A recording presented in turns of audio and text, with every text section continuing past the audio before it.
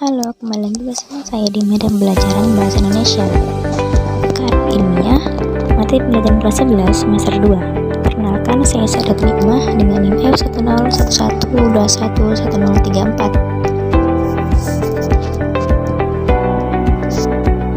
Sebelum itu, apa sih karya ilmiah?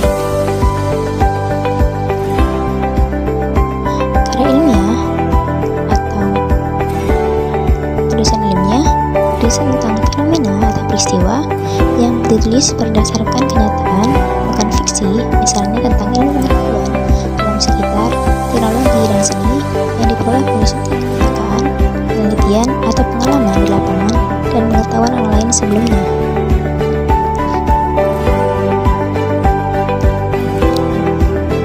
Selanjutnya, ada sistematika karya ilmiah. Masalah-masalah dalam karya ilmiah mencakup berbagai hal yang bersifat empiris, mulai dari masalah keagamaan, budaya, sosial, ekonomi, politik, dalam sekitar dan sebagainya. Selanjutnya ada struktur karya ilmiah.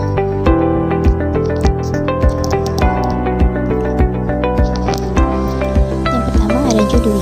Judul dalam karya ilmiah dirumuskan dalam satu frasa yang jelas dan lengkap. Judul mencerminkan hubungan antar variabel. Penulisan judul dapat dilakukan dengan dua cara. Yang pertama, menggunakan huruf kapital semua kecuali pada induk judulnya. Yang kedua, menggunakan huruf kecil kecuali huruf-hurufnya pertama. Apabila sering dipakai, maka kata menghubung seperti dengan tentang, serta kata depan seperti di, dari, dan ke huruf pertamanya tidak boleh menggunakan huruf kapital.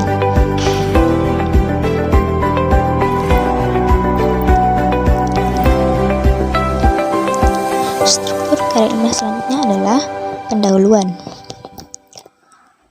Karya ilmiah bagian pendahuluan mencakup latar belakang masalah, perumusan masalah, tujuan penelitian, dan manfaat penelitian. Latar belakang. Uraian pada latar belakang masalah dimaksudkan untuk menjelaskan alasan timbulnya masalah dan pentingnya untuk dibahas dari segi pengembangannya ilmu, kemasyarakatan maupun dalam kaitannya dengan kehidupan pada umumnya. Yang kedua ada rumusan masalah. Masalah dalam segala sesuatu yang dianggap oleh pembacaannya oleh penulis dianggap penting, yaitu dibahas sebagai langkah-langkahnya. Yang ketiga ada tujuan. Tujuan merupakan pernyataan mengenai fokus bahasan dalam penulisan karya tersebut. Yang ketiga ada manfaat. Perlu diyakinkan pada pembaca tentang manfaat penggunaan dari karya tulis ilmiah tersebut. Yang ketiga ada kerangka teoretis. Kerangka teoretis disebut juga kajian pustaka atau teori landasan. Kerangka teoretis dimulai dengan mengidentifikasi dan mengkaji berbagai teori yang relevan. Yang keempat adalah metodologi penelitian. Metodologi penelitian diartikan sebagai prosedur atau tahapan-tahapan penelitian, mulai dari persiapan penentuan sumber data, pengolahan sampai dengan pelaporannya. Kelima ada pembahasan, berisi tentang pemaparan isi pokok karya ilmiah terkait dengan rumusan masalah, tujuan penulisan yang dilakukan pada bab pendahuluan. Yang keenam ada simpulan dan saran. Simpulan merupakan pemakaian kembali sebagai sintetis dari keseluruhan unsur penulisan karya ilmiah. Yang ketujuh ada daftar pustaka. Daftar pustaka memuat semua perpustakaan yang digunakan sebagai landasan dalam karya ilmiah yang dapat dari sumber tertulis baik dari buku, jurnal, dokumentasi atau internet.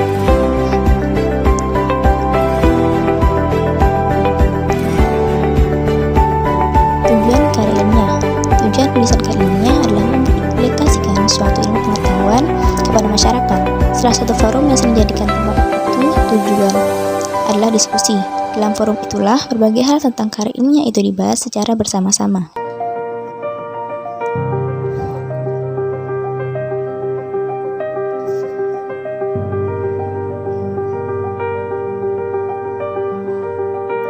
Kemudian, kaidah kebahasaan karya ilmiah. Yang pertama, impersonal. Kata ganti yang digunakan dalam karya ilmiah bersifat umum, misalnya penulis dan peneliti. Kata ganti saya dijadikan sebagai penulis atau bisa juga peneliti. Kemudian yang kedua, karya ilmiah menggunakan kata yang lugas. Karya ilmiah menghindari penggunaan kata dan kalimat yang bermakna ganda. Kemudian yang ketiga adalah bahasa yang reproduktif. Karya ilmiah mensyaratkan ragam yang memberikan keajigan dan kepastian makna. Dengan kata lain, berkata bahasa yang digunakan itu harus reproduktif. Kemudian yang keempat ada bermakna dan notatif. harus bersifat lugas dan bermakna donatif, yakni maknanya harus pas. Langkah-langkah membuat karya ilmiah. Yang pertama, menentukan topik. Langkah awal menulis sebuah karya ilmiah adalah menentukan topik. Langkah awal itu lebih tepatnya disebut sebagai penentuan masalah apabila karya ilmiah yang diteliti itu berupa laporan dari penelitian. Yang kedua, membuat karya tulisan.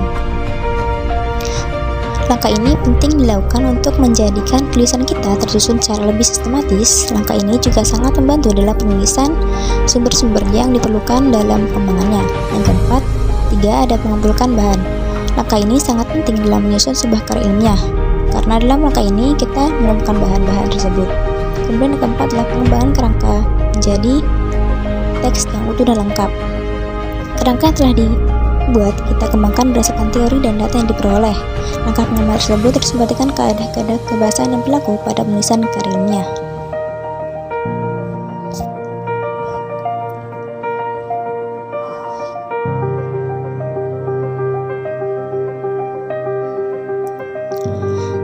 Kalimat baku.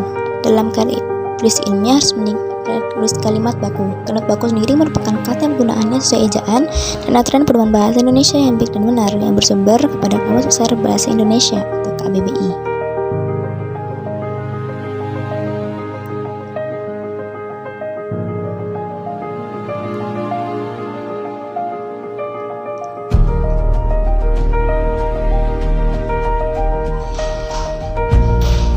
Sekian materi yang saya sampaikan, semoga bermanfaat bagi kita semua. Terima kasih, sampai jumpa di lain waktu.